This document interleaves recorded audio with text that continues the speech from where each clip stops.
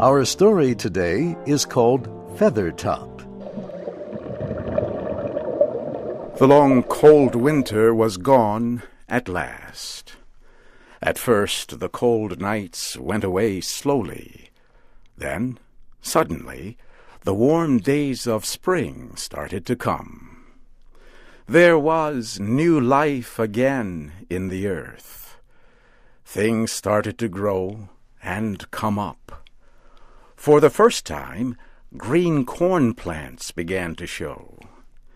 They pushed through the soil and could now be seen above the ground. After the long winter months, the crows, the big black birds, were hungry, and when they saw the little green plants, they flew down to eat them. Old Mother Rigby tried to make the noisy and hungry birds go away. They made her very angry. She did not want the blackbirds to eat her corn, but the birds would not go away. So, early one morning, just as the sun started to rise, Mother Rigby jumped out of bed. She had a plan to stop those blackbirds from eating her corn. Mother Rigby could do anything. She was a witch, a woman with strange powers. She could make water run uphill, or change a beautiful woman into a white horse.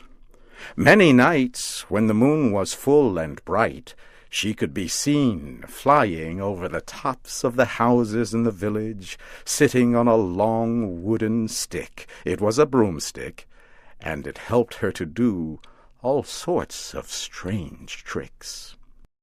Mother Rigby ate a quick breakfast and then started to work on her broomstick. She was planning to make something that would look like a man. It would fill the birds with fear and scare them from eating her corn, the way most farmers protect themselves from those black, pesky birds. Mother Rigby worked quickly. She held her magic broomstick straight and then tied another piece of wood across it, and already it began to look like a man with arms. Then she made the head. She put a pumpkin, a vegetable the size of a football, on top of the broomstick. She made 2 small holes in the pumpkin for eyes, and made another cut lower down that looked just like a mouth. At last, there he was. He seemed ready to go to work for Mother Rigby and stop those old birds from eating her corn. But Mother Rigby was not happy with what she made. She wanted to make her Scarecrow look better and better, for she was a good worker. She made a purple coat and put it around her Scarecrow, and dressed it in white silk stockings. She covered him with false hair and an old hat, and in that hat she stuck the feather of a bird. She examined him closely and decided she liked him much better now, dressed up in a beautiful coat with a fine feather on top of his hat, and she named him Feathertop. She looked at Feathertop and laughed with happiness. "He is a beauty," she thought. "Now what?" she thought, feeling troubled again. She felt that Feathertop looked too good to be a Scarecrow. "He can do something better," she thought, "than just stand near the corn all summer and scare the crows." And she decided on another plan for Feathertop. She took the pipe of tobacco she was smoking and put it into the mouth of Feathertop. "Puff, darling, puff," she said to Feathertop. "Puff away, my fine fellow. It is your life." Smoke started to rise from Feathertop's mouth. At first it was just a little smoke, but Feathertop worked hard, blowing and puffing, and more smoke came out of him. "Puff away, my pet," Mother Rigby said with happiness. "Puff away, my pretty one. Puff for your life, I tell you." Mother Rigby then ordered Feathertop to walk. "Go forward," she said. "You have a world before you." Feathertop put one hand out in front of him, trying to find something for support. At the same time, he pushed one foot forward with great difficulty.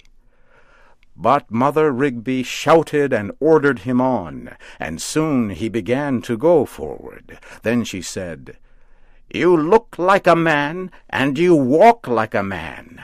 Now I order you to talk like a man." Feathertop gasped, struggled, and at last said in a small whisper, "Mother, I want to speak, but I have no brain. What can I say?" "Ah, you can speak," Mother Rigby answered. "What shall you say? Have no fear.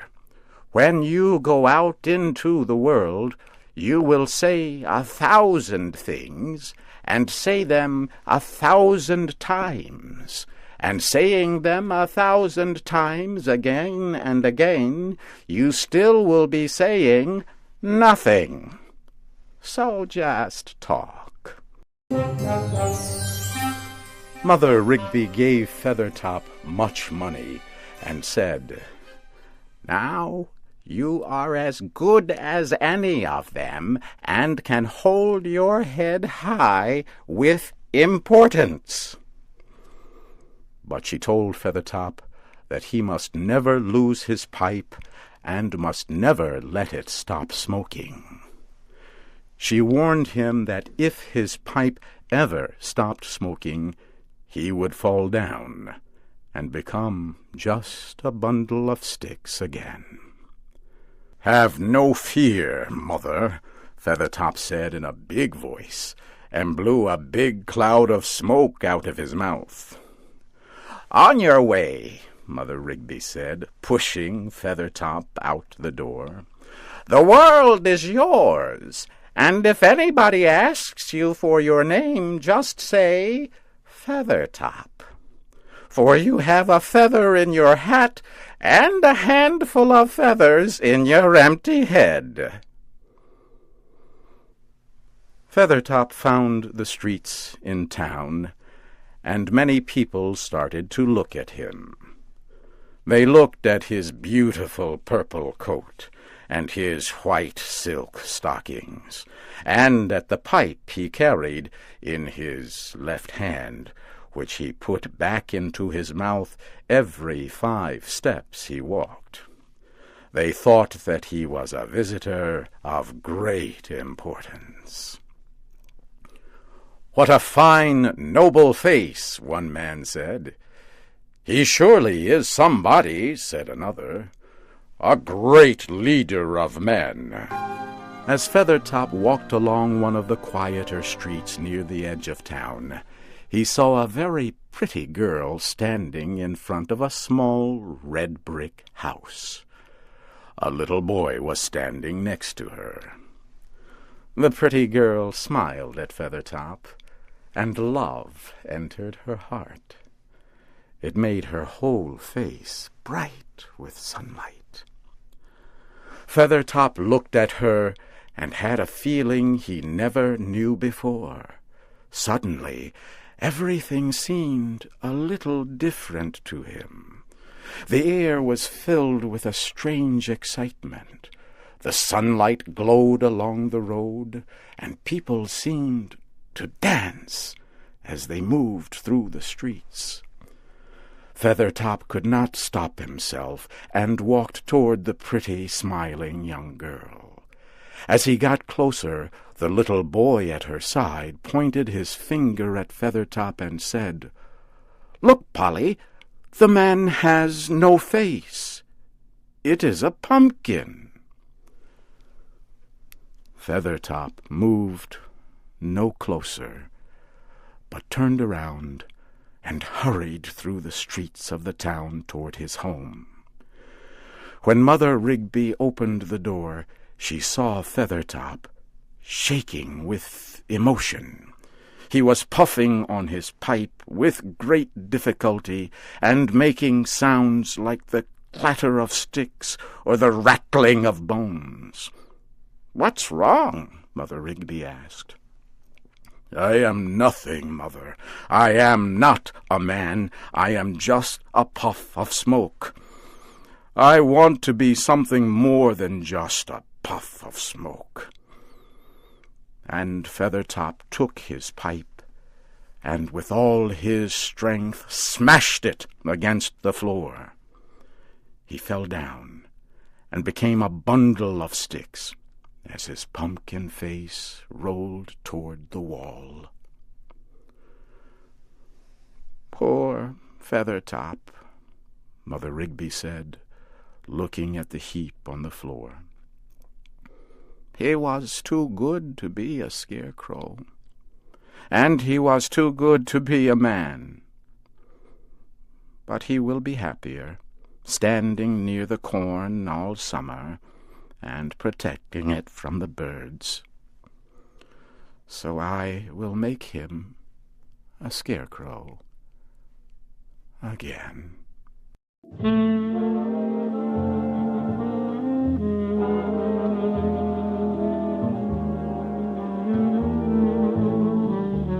If you like this story, do like it, share it. For more new stories, please subscribe our New Stories Book English YouTube channel.